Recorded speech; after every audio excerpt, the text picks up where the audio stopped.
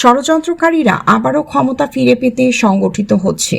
অন্তর্বর্তী সরকার রাজনৈতিক দলগুলোর সাথে আলোচনা করে দ্রুত জাতীয় নির্বাচনের পথে হাঁটার আহ্বান জানিয়েছেন বিএনপি মহাসচিব মির্জা ফখরুল ইসলাম আলমগীর।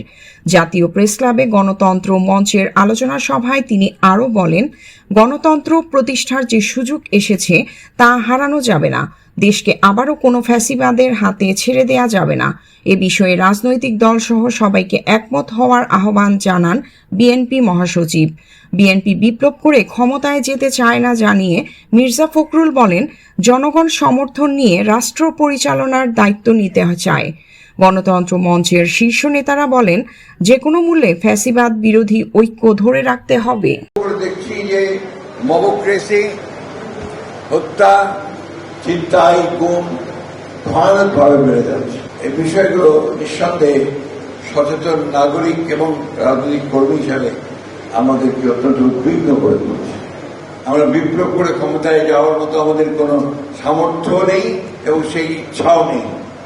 আমরা জনগণকে সঙ্গে নিয়ে নির্বাচনের মধ্য দিয়েই আমরা রাষ্ট্র পরিচালনার দায়িত্ব নিয়ে আমরা একটা কল্যাণমূলক রাষ্ট্র, গণতান্ত্রিক রাষ্ট্র, আমরা সকলের কাছে গ্রহণযোগ্য এই ধরনের একটা রাষ্ট্র আমরা নির্মাণ করতে চাই। কারণ সরকারকে আহ্বান করব, অযথা বিলম্ব সৃষ্টি না করে সমস্যাগুলোকে চিহ্নিত করে রাজনৈতিক দলগুলোর সঙ্গে কথা বলুন, কথা বলে সেই সমস্যা শেষ করে নির্বাচনের দিকে এগিয়ে যান। সেটাই বোধহয় একমাত্র